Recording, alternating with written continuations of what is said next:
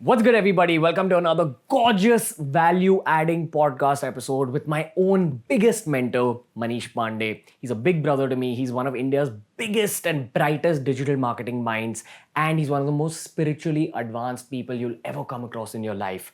He's mentored me for the last 3 years. He's basically helped us construct all this, the Monkey office, the Monkey company, the BeerBiceps brand, the Ranveer brand. He's a business coach, he's a spiritual guide to a lot of people, but above all, he's a genuine family member to those he mentors. So through this 1 hour long episode, I'm trying to go over our mentoring story, how we met each other, what ways he mentored me, and then obviously we're also going to talk about a lot of dark secrets from my past. So I hope you all enjoy this episode. He's going to be back on the podcast for a lot of episodes because 1 hour isn't enough to justify the knowledge that this man possesses in his mind. I hope you enjoy the episode. I promise you that if you get through the entire length of it, you'll come out a different person. This is your mentoring session as much as it was mine. Enjoy yourselves.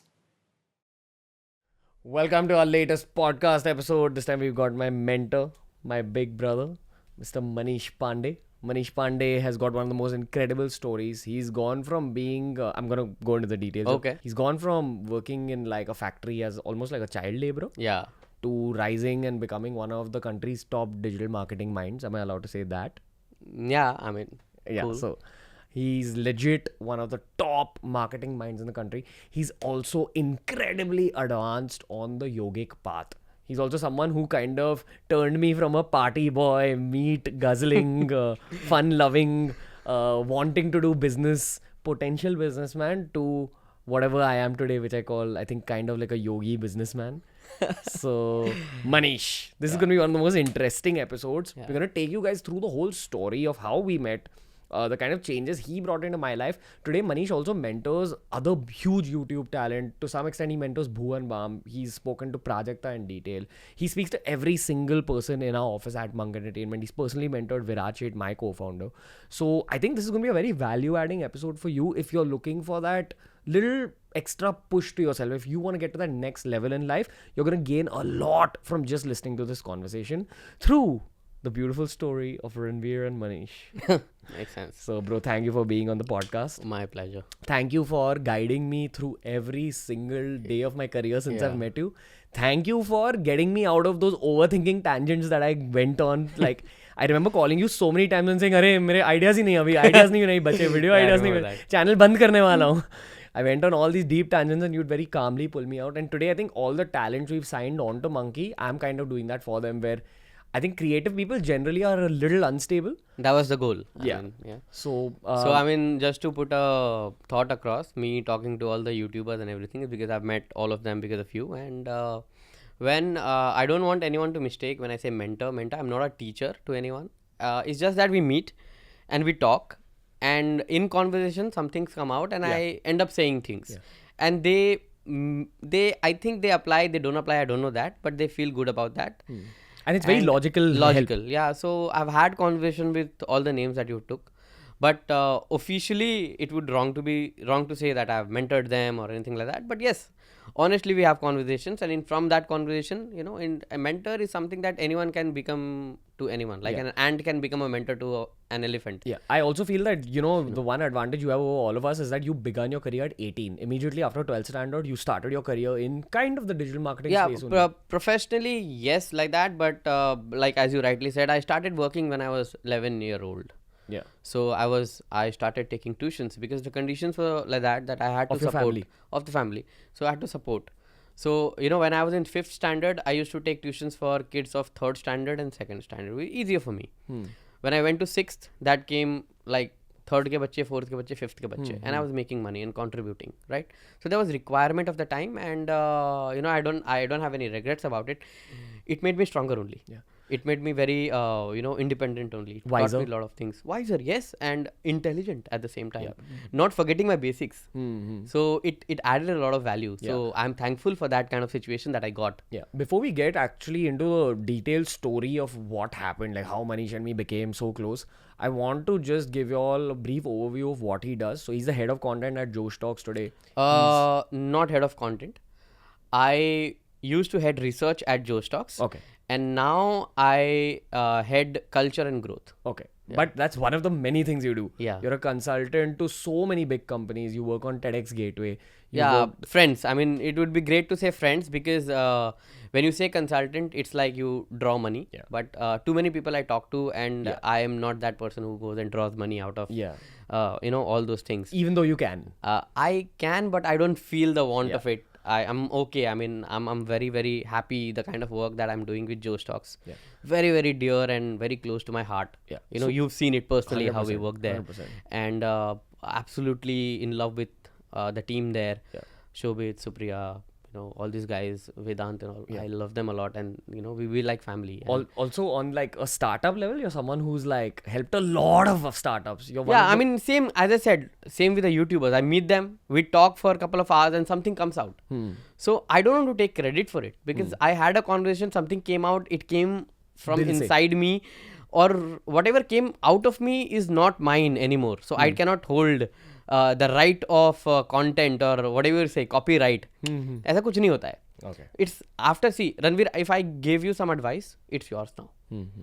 I cannot go and market कि ये देख रणवीर ने मेरे वजह से ऐसा किया, और that is wrong. That's spiritually wrong. Yeah. And for those of you doubting this, ऐसे भी लोग होते हैं दुनिया में. So that's something I got to know later.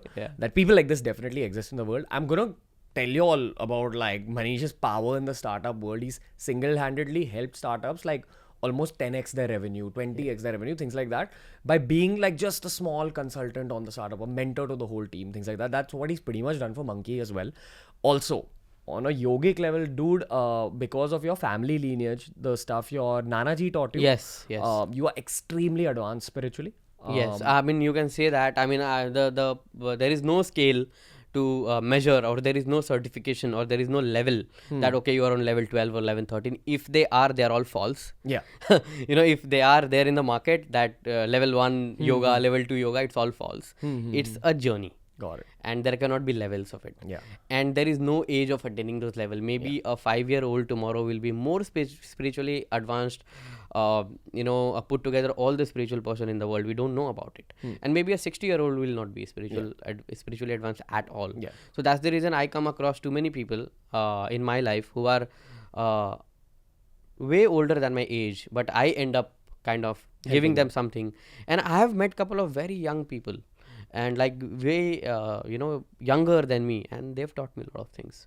100% bro. But also, like, I think spirituality is one of the things that just stabilizes you from the inside. It also helps your mind grow a lot in terms of your brain works faster. You know what it does? Stamina. It unlocks your inner potential. Like it just breaks your thought process. It makes you think out of the box. And I feel entrepreneurs need a spiritual side.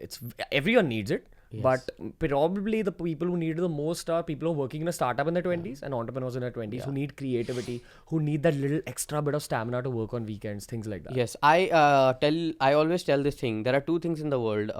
One, you become rich. Another, you become wealthy. And when I say rich, that means maybe money. But when I say wealthy, you have a lot of things in it, and spirituality is one of them. To have spirituality within you is very, very important. And it's rare. It is like how common sense is rare, is same thing. Like common sense is very easy, right? But not everyone holds it. Same with spirituality. It's easy but a tough path. Got it. So anyway, we're going to come to the story and why we gave you guys a background on all this, because just through probably the balbuta of the story. Balbute. Through the balbute of the story. Story ke balbute se. Manish has also helped me with my Hindi. He was actually the biggest pusher in me starting my own Hindi YouTube channel. But anyway, coming to the topic, I'm going to talk about how I met him. So back when I think BeerBiceps was at about 100,000 subs, maybe a little less than that, I was going to be giving a big kind of public speech at some event. Manish was mentoring the team. Again, he was working as a consultant there. Yeah, I used to take care of the social media part of it. So one of my core inputs were always to meet speakers and advise them कि ये बोलिए क्योंकि ये marketable है, ये बोलिए because ये marketable है. So that was my role there. Got it. Basically trying to make the talk as commercial as possible. Sellable, yeah. Marketable, sellable, whatever about you. So the process that they do for each speaker in that particular organization is that they take your life and they write it down on the board. They ask you detailed questions about your life. They ask you कि बचपन में क्या किया था, क्या and this one is not Joe Stocks. Yeah, this is not Josh Talks. Yeah. So basically, it sounds a little superficial that they might be making you write your whole life, but when you are actually put in that position where your whole life is in front of you, written down on the board, it's a little creepy and a little emotional. Yeah. It is. is. And through the process, like, I think 10 people are asking you all these questions. What were you thinking at this point? Why did this lead you to that? Very intense situation for the person in question, which was me at that point. Yeah. I was very emotional. I was like, whoa, that's how much I've struggled to even get to like 100,000 subscribers. Yeah. Because, I think once you're on that journey of hustle, once you're growing your YouTube channel, you're constantly thinking about the next video, the next step you want to take in business, the next thing you want to do in life. And you don't have time to think of, oh yeah, I struggled there. Oh, that's what I did. But when you see it in front of you, you're like, oh, damn. I'll give a twist to you. If we do the same exercise with you now, you will actually do it with a lot of ease without getting all this anxiousness and all, because you're calmer as a person now, and you were not. You were very unstable then. Yeah. You were younger by age also. 2-3 years back. 2-3 years back, and on top of that, the kind of habits you had that time. So, Yes, that's so that brought a lot of instability in you. 100%. And that is the biggest problem of the youth of our country today, and irrespective of where they are, Bombay, Pune or Nashik or Delhi or the smallest ever village that you can think of, Or Goa. Goa. Yeah, I mean, I know yogis in Goa too. Yeah. So No, but I'm kidding. So, but yeah, you're right, bro. Yes. In terms of, this is, again, a lot of stuff I'm going to reveal in this podcast. Is the first time I'm talking about this on the YouTube channel.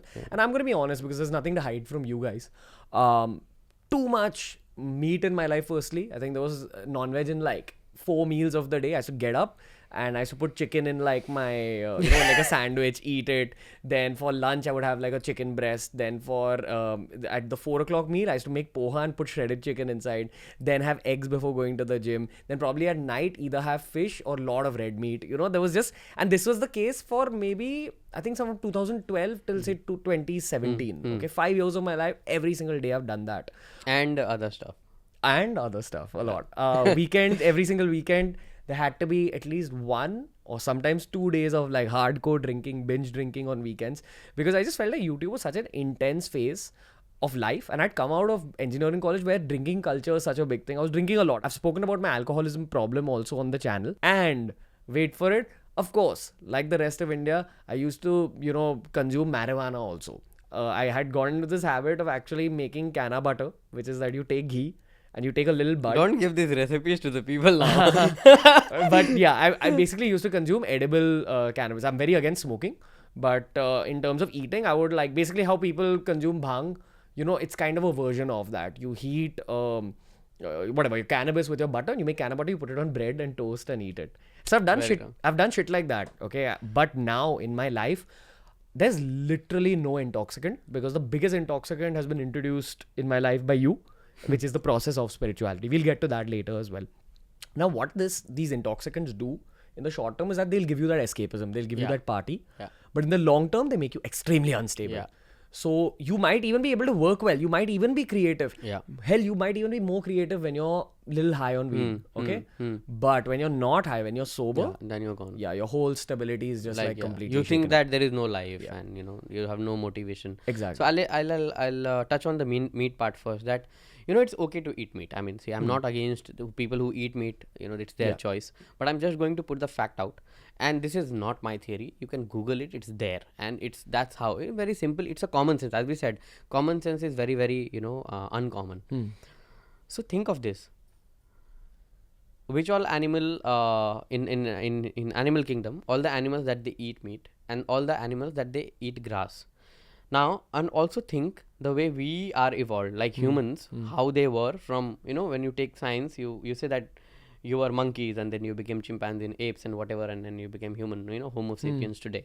Before Homo sapiens, there are 4 to 5 more categories of humans which are extinct now. So if you see their physiological development, biological development, it was completely different and changed time to time, right? Why do we have molars and teeth which can grind food? Why do we have a tongue that we have in a structure? Okay, look at the gut system. Our gut system is around, I think, 9 or 14 meter, in between 9 and 14 meter long. Same for the cows or other herbivorous animal. At the same time, if you compare the tiger and all the meat eating carnivore animal, they have a short gut system. The teeth are just the canines and at most incisors, because they eat by tearing and we eat by chewing, right? So that gives a fact. The whole digestive process, the acids that we have in our stomach and all, we are not now evolved and not designed to consume meat physiologically, biologically. So we are actually not doing good to our body. And to the environment. To the environment. I mean, now I'm sure people must have read about what's happened in Amazon, and a lot of scientists have come up and said that too much of meat consumption is led to what has happened. Directly, indirectly, the butterfly effect, climate change, meat is directly responsible. I mean, there are a lot of theories you can read, and people who used to be meat consumers, scientists from the West, it's a fashion in India, right? Yeah. Trust what people in West say. Yeah. In fact, Arnold Schwarzenegger, LeBron James, people like that are actually leaving meat. Yeah, leaving meat. Virat Kohli. Virat Kohli, for that matter, he used to be huge on like chicken and all. Yeah. And Virat Kohli, now how he's become, I think he's become vegan also. Yeah, So he's also left dairy product and all. So and at the same time, understand, he's one of the fittest athlete in the world, right? He's at the peak of his career. He's scoring so many runs, and business-wise also he's doing good. I mean, apart from cricket, he has a lot of business. He's a very entrepreneurial guy. Also, he's become much cooler in the head of the field. Calmer, and as the role that he's been given, captain, he's come out as matured guy. Like no one can talk anything ill about Virat Kohli today. Because why? Because he's brought that calmness. He's very loyal to his exercises, what he eats, reading, whatever he reads. He teaches himself a lot. He meditates and all also, I've got to know. And I'm sure he must be doing yoga and all those things. And he's read the same book that we all read, Autobiography of Yogi. You keep mentioning that, that book brought a lot of impact in my life. That's the whole reason I suggested that you should read that We'll come book. to the book later. Yeah, cool. So, I mean, see, and this is what happened. So again, I want to tell it to everyone. It's your choice. But if you love the earth, understand there is no other planet like Earth is. It's nowhere else is green, right? No other planet has 21% of oxygen that we are all surviving on today. If you care for it, if you want your kids or your generation to have a good place, I think you should consider at least lowering down, reducing, and slowly, if you can, leave it. It's great. So if not, it's your choice. Yeah, again, it's a very personal call. Coming from a meat eater, I've eaten meat all my life. See, the thing is, you kind of get addicted to the taste of it, and you can't imagine life without it, because chicken biryani, mutton karodi kebab smells a particular way and it makes your mouth water. Sausages smell a particular way and they make your mouth water. So it's very difficult to just tell someone to leave meat. That voice has to come from inside you. If you feel that your system is now rejected, that's when you do. And I'll explain to you all how I left it also. It's not like Manish told me once ki leave meat and I left it. He used to tell me, but I used to be like, okay, but maybe after, this chicken biryani, I'll think of leaving it. Okay, so again, leaving meat is very personal. Leaving alcohol and weed, that's a whole other conversation. Yeah. And that's the other thing I wanted to talk to you about, dude.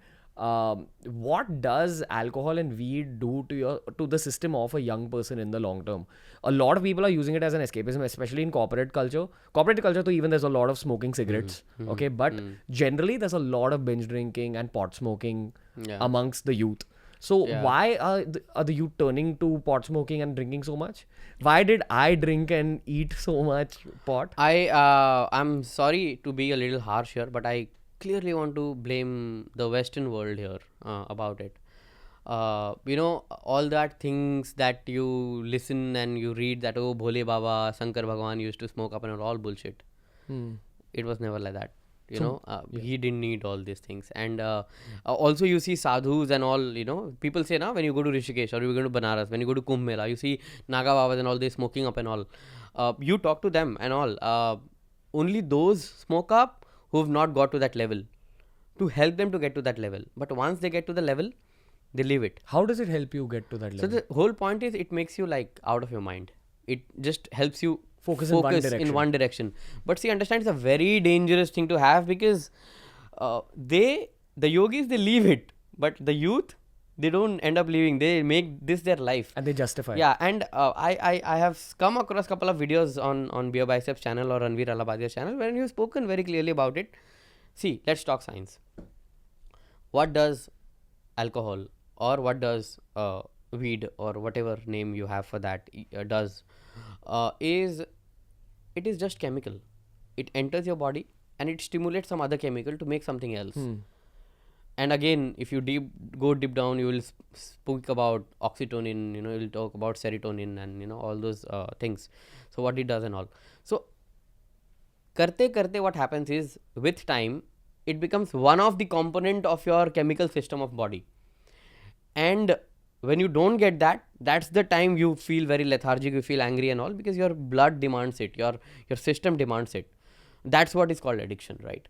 So that is what alcohol and weed does. It actually makes you a slave of the component, of the chemicals that go into your body. Got it. Wherein you don't need it. Our body is capable enough to manufacture those Feel-good hormones automatically. Yeah. And there are yogic processes for it, there are spiritual processes for it, and it is not rocket science. So it is very simple, but it needs practice. This is also a perfect example of the kind of mentoring you gave me initially, where I think I used to turn to that for my partying, because I was working so hard at BeerBiceps. I think back then it was literally just Rajas, Viraj and myself, and we were really giving it a 5,000%. Yeah. So at night after my work was done, I always wanted to chill a little bit. Yeah.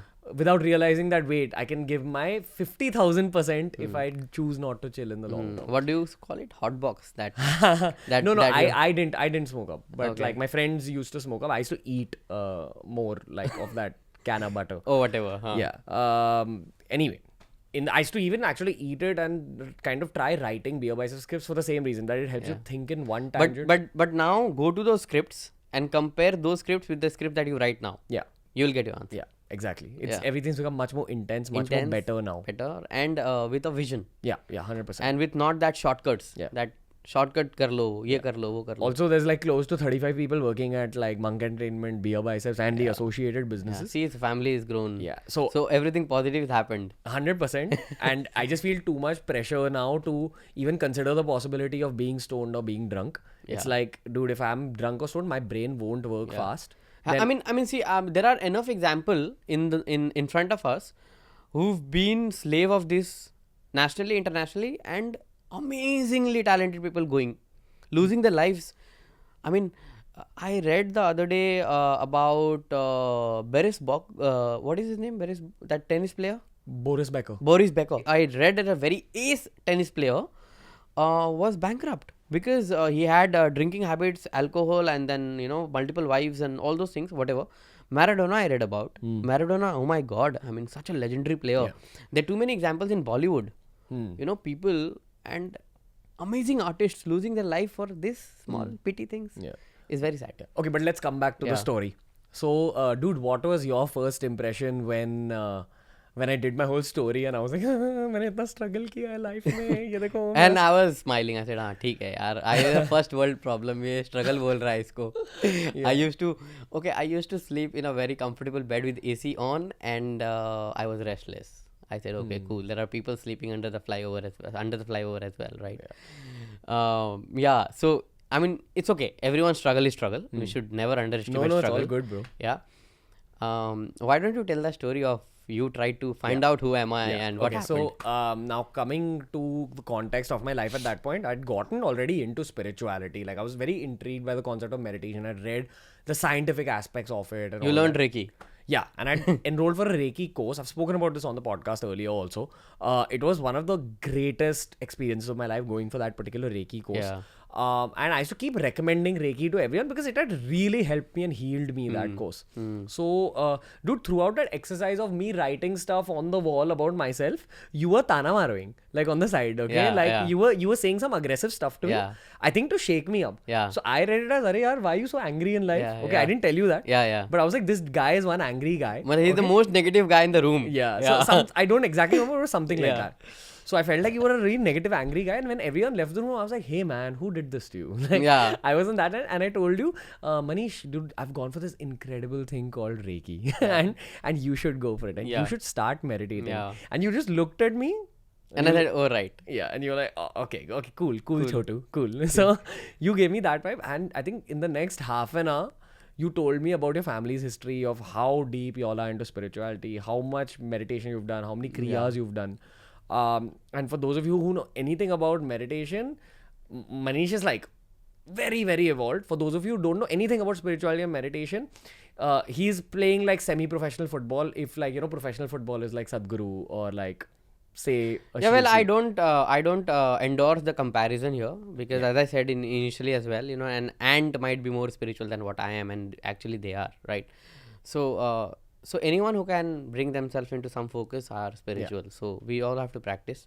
Cool. And, But what coming back to that story. So bro, what was like your whole opinion on that situation that had happened? See, I'm a person who does not form any opinion. Like, it is against the rules of spirituality, or spiritual people don't do it. Then you cannot call yourself spiritual. So why were you tana maroing me so much? I was not tana maroing. I was just saying things which were true, and that seemed like tana maroing to you because you actually took it on your ego. Yeah. कि Huge ego ये at that कौन point. है, ये क्यों बोल रहा है मुझे, ये क्या जानता है मेरे बारे में. That's exactly what Yeah, it was. and then you tried to kind of come across like इसको मैं जांच के देखता हूँ ये क्या है, right? And there is where you failed your test. And later, and then after that everything is what do you say, history or whatever. Yeah. So basically what I was doing in that room was I was trying to intrigue you, to tell you, bro, chill, all this exercise is happening for your good only. Because you're too frustrated कि ये मुझे क्यों पूछ रहे हैं, ये मुझे gall bladder के बारे में क्यों पूछ रहे हैं, ये मुझे why are they going into my family, like why do they want to know about my mom, why do they want to know about my dog, like all that questions. So as I said, they were just trying to get all this information from inside you to form something which is completely okay because you're not that person. You don't like that, and it's completely fine.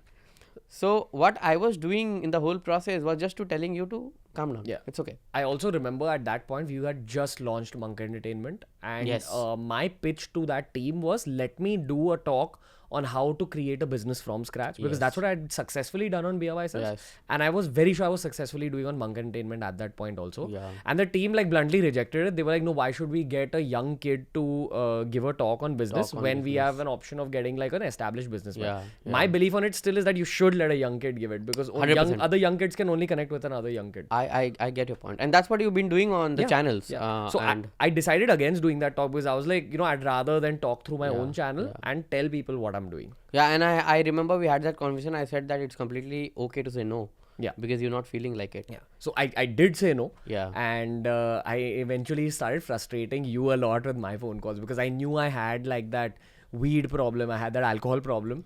And I would like call you up and say, hey bro, can I just like meet you? Because I needed like a big brother in my life at that point. I hadn't had a mentor in my life. I'd had one mentor and his name was Tanmay Bhatt from AIB. Back in the day, he was the first guy who gave me all my digital knowledge, and then I'd not been in touch with him. So I needed that one big brother in my life to just tell me, bro, what you're doing at Monk Entertainment is correct. This is what you should be doing next. So now I want to correct you here with a little bit. You said that you called me and you frustrated me, but I was not frustrated. I bothered you. You. I was not frustrated. The whole point, if I would have been frustrated, we would have never met. I could have just said that, bro, you know what? And I was actually doing a lot of things that time. I was working as a consultant at Reliance. So I was very busy and I was working with a very senior team there. So I was actually busy. There were a lot of responsibility on my shoulder, and the other organization which I was a part of, and couple of more things. So I was doing too many things. So but what I scanned of you, and I said that, okay, this flower needs to bloom, this bud needs to bloom. And that's the reason what I will call it is I actually did a part of whatever I could, and I lived a dream inside you. Whatever I wanted to do in my life and I was not able to do because of my responsibilities and situations and family and everything, I lived that in you. Thanks, so that fire I put in you, and you did wonderful job. I mean, you did 100 times better than what I could have done. No, I'm very I'm frankly saying, please, and I'm through you, I'm also telling this to all the brothers and sisters that we know in our content world, like Bhuvan, Prajakta, Nikunj, and too many people, Gaurav Bhai and all. You guys are incredibly talented, incredibly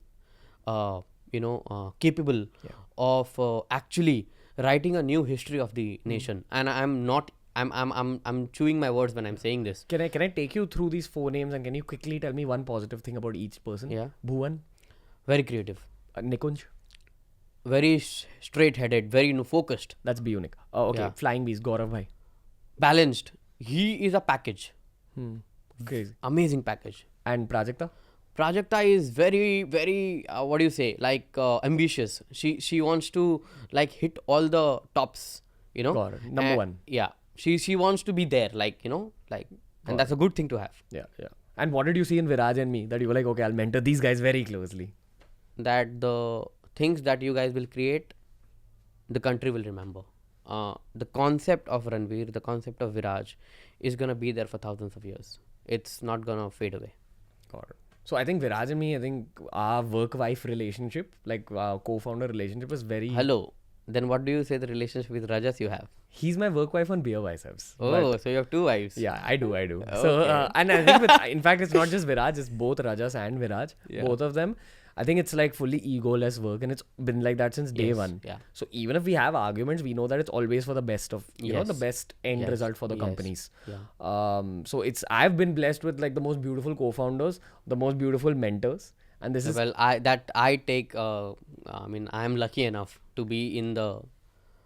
nothing. I know why I'm saying, because maybe we'll talk about it in some other conversation if we have.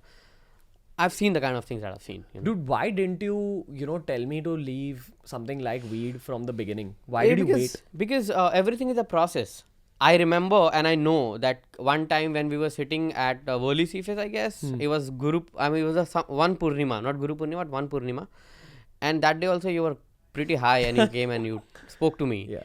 And I didn't react and I didn't comment that you're high and I'll not talk to you right now. And I spoke to you. We spoke for hours, I guess. Yeah. Right? I was also very damaged in my life Damaged, at and that day you said, "Main band kar dunga channel" and all that. And I said, "Are you mad?" Yeah, this was at like Yeah. 150k subs or Yeah. something. So I said, "Pagal hai kya? Abhi to 1000 saal ka content baki hai." And one thing which again, that I think that was the first time when I told you that if you have 150k people on you, that means you have 150k people ka responsibility on your shoulder. They are looking up to you. They've put in trust in you. They've put in time in you. They have given the most valuable thing to you, which is time of their life by watching the video. How can you betray them? Yeah. So I think I was just very beaten down in life, man, at that point. Probably also some wrong people around me, wrong voices, things like that. So I was having this conversation. I remember Ayush, you've done interview with Pesto Tech. You've heard about this quote, right? That you are a result of what 5 books you read and 5 people you're around. But today's in digital context is a little changed because you're on social media. And too many people follow you, you follow too many people, and there are friends and peer groups and family and everything. You actually become something, you become a result, or you become an example of the 500 people you're connected online. So this is for all people who are watching. Please be very careful of who you're subscribing to and what kind of content they are putting. So entertainment is a different thing altogether. Please, all entertainment creators do subscribe there, because you need entertainment, you need comedy, you need laughter, you need songs, you need whatever you like, but when it comes to opinionative talks, be very, very careful who you are subscribing 100%. to. And I feel there's a lot of opinionated people who are creating so-called infotainment content, but putting out negativity online. Like a lot of sexism, a lot of like there's people who talk about hustle and business, and what are they actually? But with anger. Yeah, with anger, and they've not done anything to justify that they should be the ones talking about hustle. They don't have a business of their own. Yeah. Some of them haven't even completed education and are giving talks on like, "Arey, hustle karo, mehnat karo." But bro, matlab, what have you done it? So you should not preach if you've not practiced that. Which is also why I think Manish really pushed Viraj and me hard to grow Monk Entertainment fast and big, because if at all I am that guy who is going to talk about working hard and creating business, there should be a very solid business other than just BeerBiceps to be able to say that, listen, we've built that as well, so I know what I'm talking about. And that's why Manish is also mentoring my team on the next startup. It's in the education space. More on that some other time. Want to come back to you and your process of mentoring. I'm not the only person you mentored. Dude, in like a mentee, like someone who you mentor, what do you look for? Do you look for some kind of traits pehle se, where you're like, I'll put my time and effort into this person if he has these things? Some spark. Couple of things. Dedication and discipline is must. See, if I am giving you my time and if not respecting what I'm saying, I'm going to say thank you and be friends. But if you show that sign that okay, whatever instructions or whatever talks that we had, and you are implementing things towards it, even if I see 1% of it, then I'll put my time. Okay. So anyone, like too many people today text me and all on Instagram, on Facebook also, saying that I'm doing this startup, can you help me and all. You need to be very, very prepared and do your homework before reaching out to anyone. Like for example, let us say if anyone has a startup, let's say Mang Entertainment for example. Today, whatever business we are doing and where we are or whatever, if we have to go, let's take an ideal situation. If we have to go to an investor that say that, sir, please invest these many lakhs or these many crores in our business, we need to go with a lot of homework done, right? That who we are, where we are, who are our competitors, market analysis. I mean, there are a lot of data points that we need to prepare ourselves and go, and then only they will give you money, because they will give you money or time after you show some. So that's what I want, that youth should prepare in anything. Like for example, even if you're going to a subject teacher to ask some doubts, make sure that you have the basics clear. That's what I feel strongly, that it's not necessary to know 100% about the industry you want to take part in, but you should have that curiosity and that little basics ABC of that industry. Exactly. So till the time you've practiced that, don't make it a content and put it out. Like I cannot like now we are in such relation that you ask me strongly on what kind of content you're putting. So I now have that liberty to tell you and it's been in the past also that you've made some content and I've strongly rejected it, saying that don't put it out, because we've not done it ourselves. You've not done it yourself. Then how can you put it out? Like I cannot allow you to talk about Kriya Yoga. I will not talk about it. Even though I know the basics, but I've not practiced it myself like to that level that I can talk of. Then it's always great to listen to people who've done it. The books, read the books of the people who've done it. Right? So the concept is like that. Dude, why do you say that each YouTuber who exists now, you say this a lot, you say that almost any YouTuber above 1 million subs or so right now is capable of creating 100 or 500 crore company. So from like a startup perspective, what are you seeing as a mentor? See, one beautiful thing is that our nation is a nation of possibility, and our nation is a little emotional, cultural nation, right? It's still been, I mean, it always will be, because our roots have been like that. So why I say that is, if you have 1 million subscriber, that means 10 lakh, right?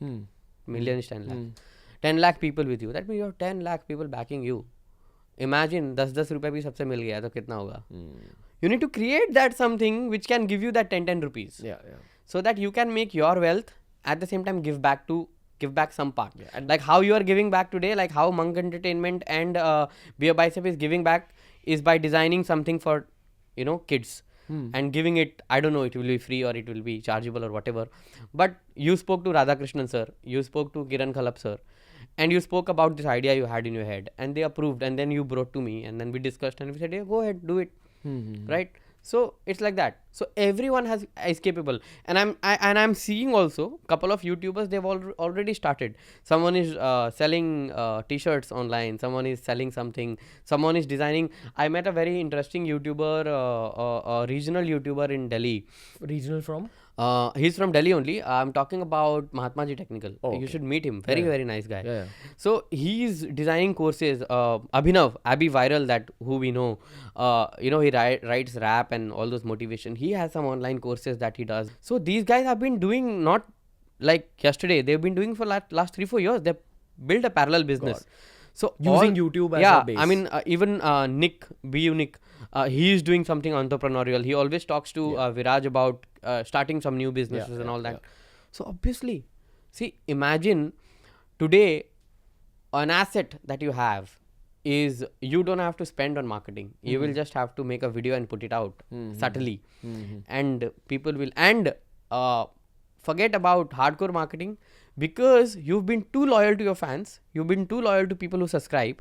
They will believe in what you're giving them, and they will say, ये मेरा बड़ा भाई है, ये मेरे को नहीं मतलब cheat करेगा, ये मेरी बड़ी बहन है, मेरे को cheat नहीं करेगी. Like for example, let's take name. I mean, tomorrow Prajakta or Bhuvan, or there are too many other YouTubers. I have not met too many. Ashish Chanchalani for that matter. Very inspiring that his entire family does it. Right? They are all on YouTube, and if they try and launch something, as a product and they want to sell, they will sell it very easily than someone who starts a product from scratch, because he has to go and market and all. You have a market ready, you have a platform ready. So that's the reason I say this, that you have all potential, but it's about how much hard work you can put. But it's also very difficult to go from being a YouTuber to being an entrepreneur, because is. in the world of YouTube, there's too much glamour. Yeah. There's too much self-obsession. Yeah, There's too much, give me more negative aspects of it from your own eyes. See, one thing which comes along is a bubble of being celebrity. I always tell people, like I tell you, I think I sometimes I'm very hard on you when I say things.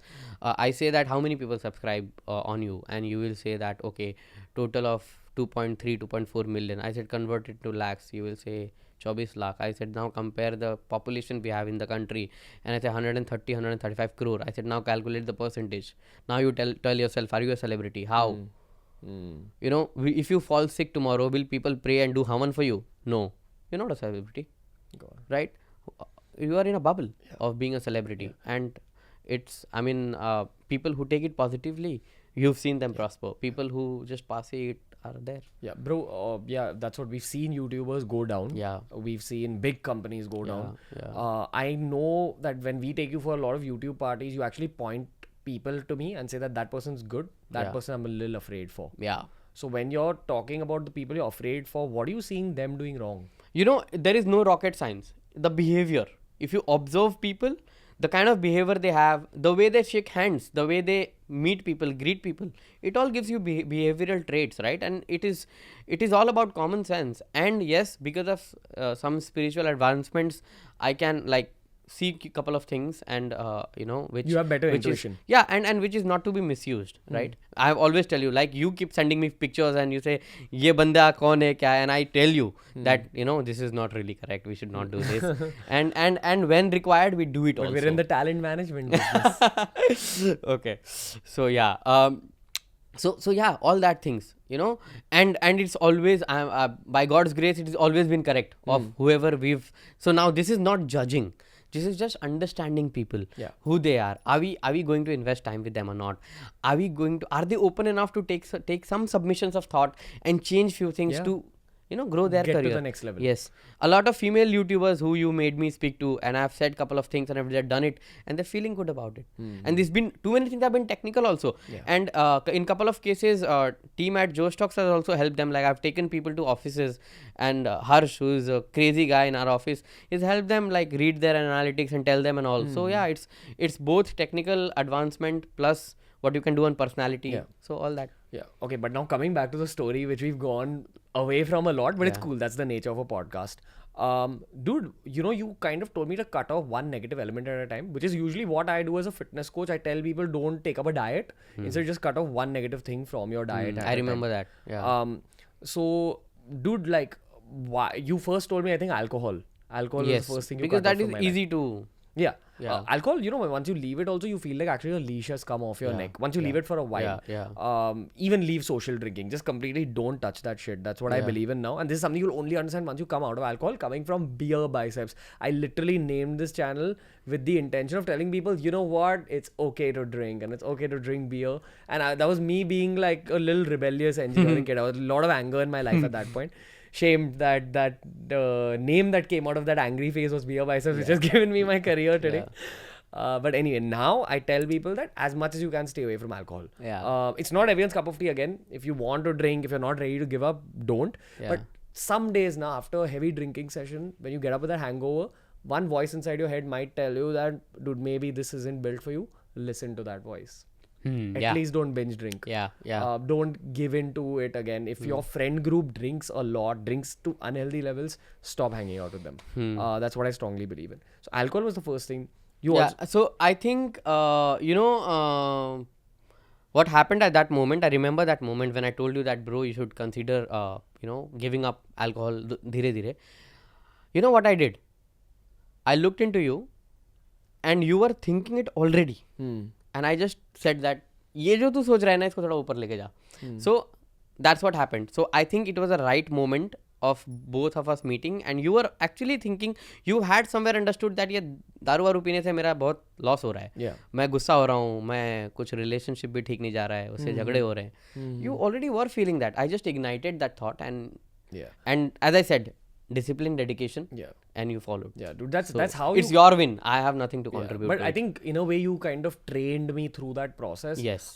I know that you were going to load a lot more work into my life. Yes. Eventually. Yes. And this was the first step in that Yeah, direction. that is the phase where I said that why don't you write a book? Yeah. Yeah. You know, And now the book is written. The book is written. Yeah. See, one phase I knew something was happening. I said, why don't you start Hindi? And Hindi is 1 million plus family now. Yeah, and it's gonna probably surpass the English channel also soon. Next, what about the weed?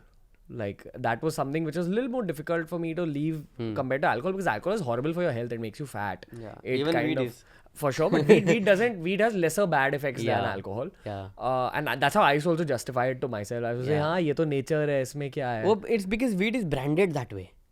Weed is been branded like, this is cool thing, this is calm thing, this is people who are thinkers and people who are like happy in life and people who are successful in life do.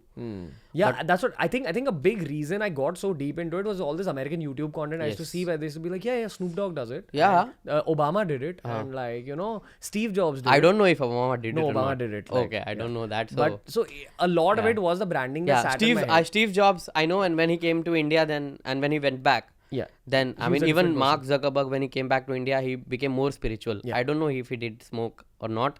I don't know it, so it's wrong to say the fact. Yeah, but I think at that phase of my life, I was definitely very influenced by all the video content I used to watch. Also, the friends I used to hang out with were big weed smokers, and if you hang out with them, I think they'd only talk about weed and they'd only talk about hash. They'd also talk about very intelligent shit. So the conversations were very intelligent. Weed is amazing. Very intelligent. Weed is amazing. So I was like, yeah, cool, and I got sucked into that tangent, despite being a YouTuber with like a subscription base and all. Why don't you answer this question now? What? So last 1.5 year you've been intense meditation and yoga, and you enrolled yourself to a school which has 500 years of research in yoga and spirituality. And so what did change for you? Okay, so I think that school is actually one of the big reasons I kept staying away from weed. Like I've not touched it in a long time, and I'm not afraid to admit now that I did definitely had a problem back then. Okay, but now there's two things yoga does to you. One is that it will give you that escapism that you are desperately looking for in your correct meditation sessions. You meditate for like half an hour, 45 minutes. You go to a yoga school, you learn the technical way of doing meditations, where you keep your back straight, you breathe in a certain pattern, and you are actually able to stimulate the good feels inside you without relying on an external substance. So even talking about it makes you feel good. When you open your eyes after the meditation session, you're like, whoa, colors are more saturated right now. The world is better now. The wind feels nicer now. This feels just like being stoned without having to put an external substance. Exactly. This is what I wanted to know from you. That stoned word that you used now. I'll give you the second aspect of it as well. This is something interesting, and this is not something everyone will understand, but try wrapping your head around it, okay? Yeah.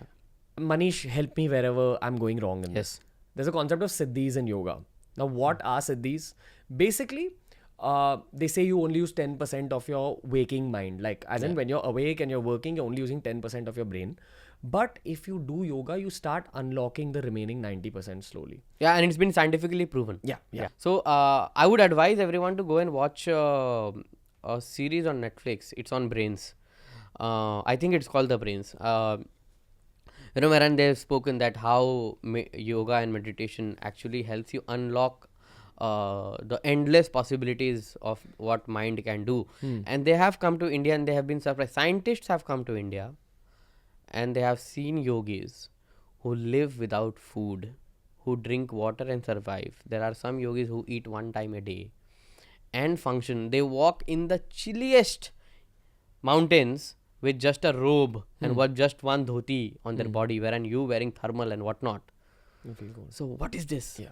Okay, so that's what yoga, that's what Siddhi and sadhanas do to you. So coming back to Siddhis, for lack of a better word and for lack of a better reference point, the closest word in English to Siddhis would be superpowers. As in, you can't say, "Arey, mere aankhon se na laser niklega." It's not that kind of superpower. Or main zameen se upar ud jaunga. But that is an eventual Siddhi. I mean, but coming back to basic Siddhis on a human level, you become extremely calm. That's a Siddhi. You stop judging other people. What Siddhi means? Siddhi is an achievement. Okay. Siddhi is achievement. It's like getting from one level to another. Yeah.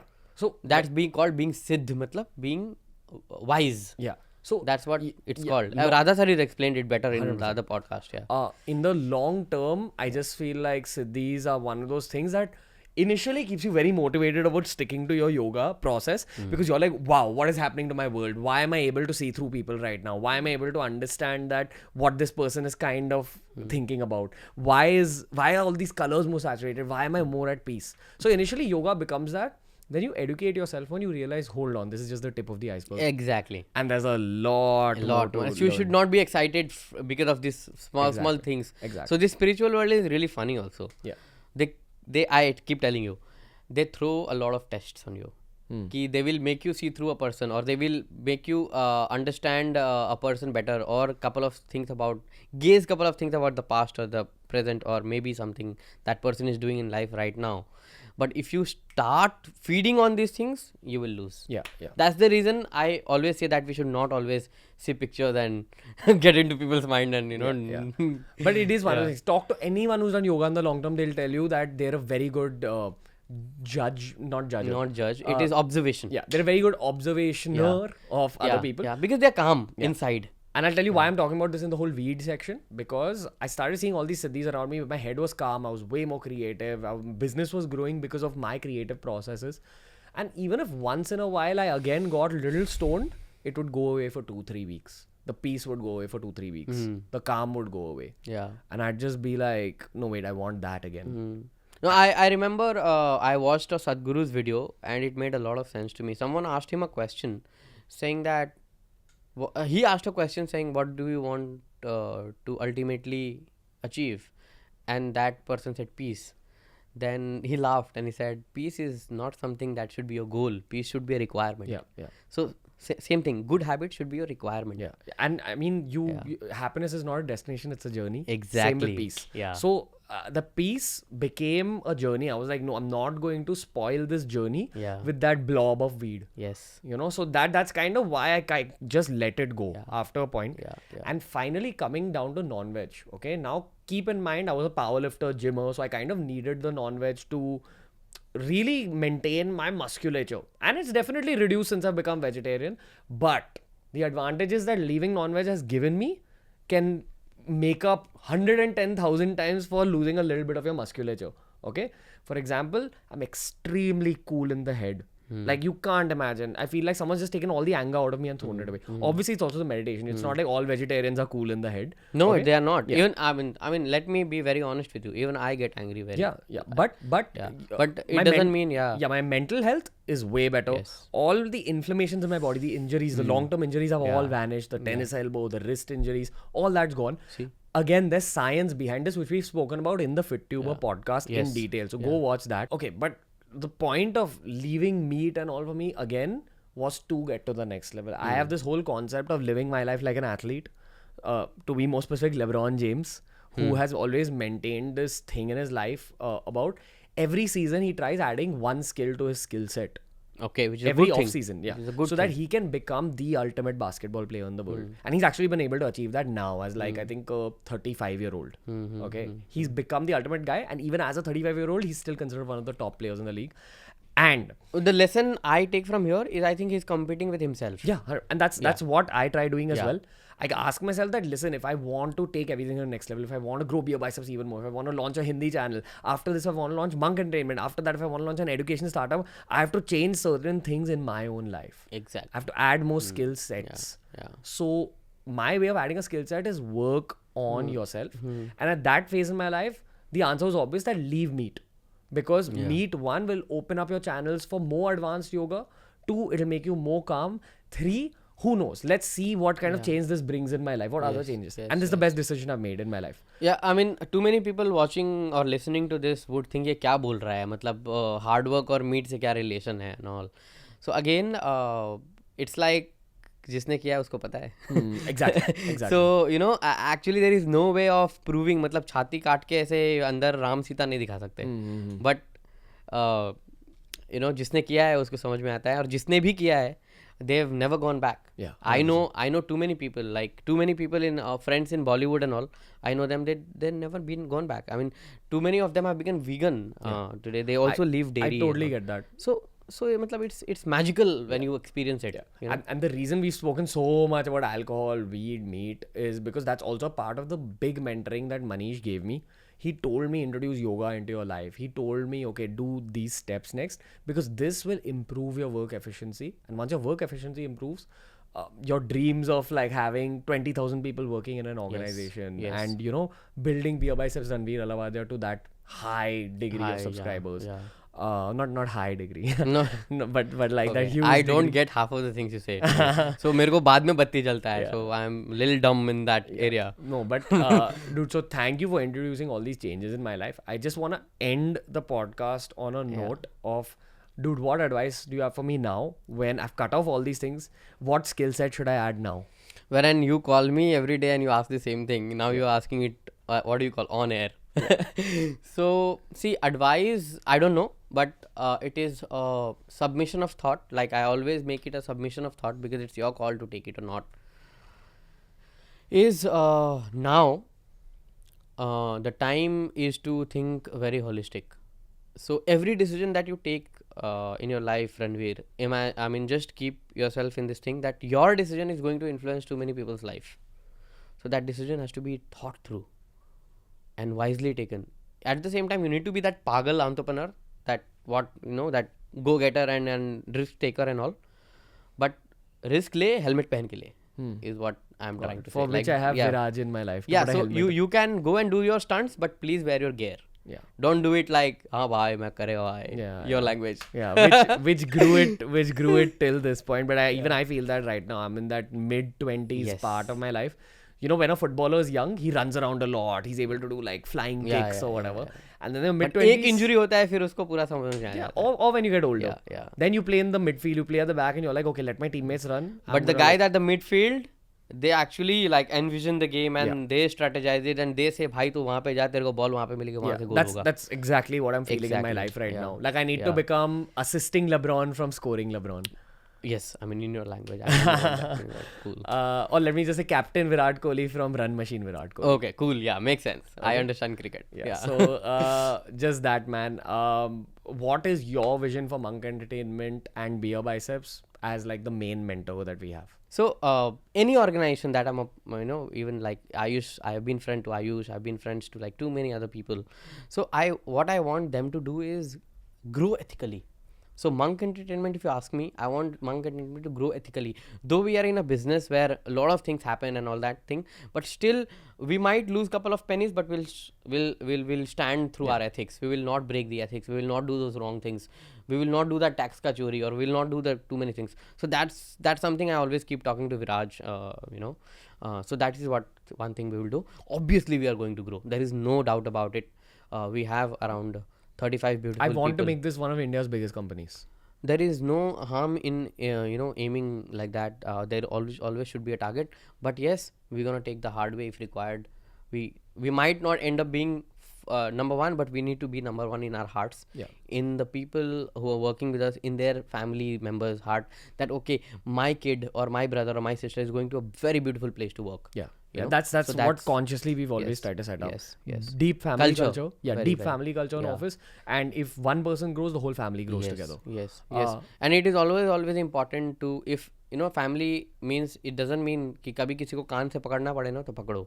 If someone is doing wrong, make them sit and make them realize that brother or sister, you're doing this wrong. If you sudharo it or if you bring change, it will help you. And if not, then we have to cut off those people also. It is very, very fair. Yeah. If you have gangrene, you have to cut your leg. As simple as that. And what about BeerBiceps? BeerBiceps की तो अपनी story है. BeerBiceps is going to be, so what I see BeerBiceps or Ranveer Alabadi as channels is these are going to be institutions. They are not just mere YouTube channels. They are institutions. I mean, and I am saying this again because I have read the comments that you get, and I have seen people react to you when they meet you. Don't you feel heavy? Don't you feel responsible? I feel cool. You feel cool, and I feel like, oh my God, this is such a big responsibility. Of course, man. And when people come and say, you changed my life, and you're like, bhai, kya kar diya maine aisa, right? It's like when you say certain things to me, I like, what are you talking about? We just had normal conversation. Yeah. So yeah, Yeah, like recently I came back from Nagpur. There's this kid who basically goes around villages and small towns around Nagpur. And he basically does motivational sessions where he just repeats BeerBiceps videos. And he met me there. Yeah. And he's like, bro, anything I talk in those sessions, it's actually your videos. Wow. And people come and take my autograph and take Wow. my photos and hug me. And they're like, bhaiya, aap kahan se aaye? And all. And I was like, dude, that is the most beautiful thing anyone's ever told me. Yes. Because my brother Manish once told me that your goal with BeerBiceps should be to create 1,000 more Ranveers. Exactly. And be happy and be very proud if one of those thousands become bigger than you. Yeah, I'm always up for that. Bigger man. than you. Yeah. Like Pay it forward. Yes. I mean, that's the biggest goal, 100%, bro. Yeah. Anyway, thank you for this podcast. I hope you had fun, bro. Yes, I was relaxing. It was a therapy for me as well. So I loved it. Cool. I'll link all of Manish's handles down below. Make sure you follow, make sure you subscribe. Hope you guys enjoyed. Tell me what else you'd want to learn from Manish. We're going to be bringing Manish back on the podcast very soon. Until next time, say bye to everyone, bro. Bye. And it's not goodbye. Okay, see you guys.